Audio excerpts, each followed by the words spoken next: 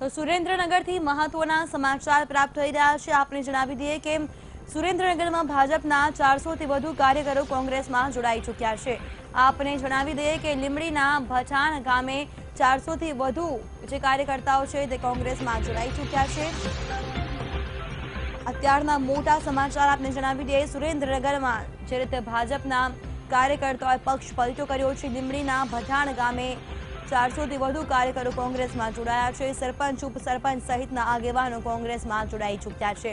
તો જે રીતે પક્ષ પલટાનો દોર હવે શરૂ થઈ ચૂક્યો છે, ત્યારે ભાજપના 400થી વધુ કાર્યકર્તાઓ હવે કોંગ્રેસમાં જોડાઈ ચૂક્યા છે। મહત્વનું છે કે જે રીતે આ પહેલા ધારાસભ્યોએ જે રીતે કોંગ્રેસમાંથી રાજીનામા આપીને ભાજપમાં જોડાયા હતા, ત્યારબાદ હવે ક્યાંક ને ક્યાંક ભાજપને પણ હાથના કર્યા હૈયે વાગ્યા હોય તેમ કહી શકાય।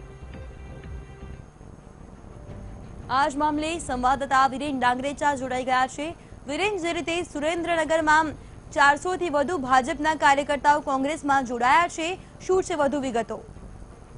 જીજીલ, વાત કરીએ તો આવનારી વિધાનસભાની ચૂંટણીને ધ્યાને લઈ ભાજપ સહિત કોંગ્રેસના પક્ષના આગેવાનોએ અત્યારથી કમર કસી છે અને એકબીજાના ઉમેદવારોને પોતાના પક્ષમાં લેવા એડી ચોટીનું જોર લગાવવામાં આવી રહ્યું છે। જેના ભાગરૂપે આજે લીંબડી તાલુકાના ભચાણ ગામે એક મિટિંગનું આયોજન કરવામાં આવ્યું હતું, જેમાં જિલ્લા કોંગ્રેસ પ્રમુખ મનુભાઈ પટેલ સહિત જિલ્લા પંચાયત પ્રમુખ કેતનભાઈ ખાચરની અધ્યક્ષતામાં અંદાજે 400થી વધુ લોકો ભાજપના સરપંચ સહિત કોંગ્રેસમાં જોડાયા હતા। જ્યારે મોટી સંખ્યામાં ભાજપના હોદ્દેદારો સહિત લોકો જોડાતા ભાજપના ગઢમાં ગાબડું પડ્યું છે અને રાજકીય ગરમાવો વ્યાપી જવા પામ્યો છે। જી બિલકુલ વિરેન, આભાર તમામ જાણકારી બદલ।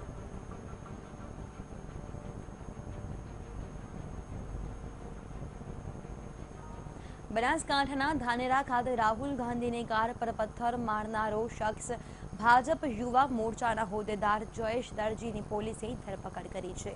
રાહુલ ગાંધી પર જયેશ દરજી નામના શખ્સે પથ્થર માર્યો હોવાનો આક્ષેપ થયો છે। પોલીસે જયેશ દરજી નામના શખ્સની ધરપકડ કરી છે। મહત્વનું છે કે ધાનેરા ખાતે કોંગ્રેસના ધરણા પૂર્ણ થયા છે।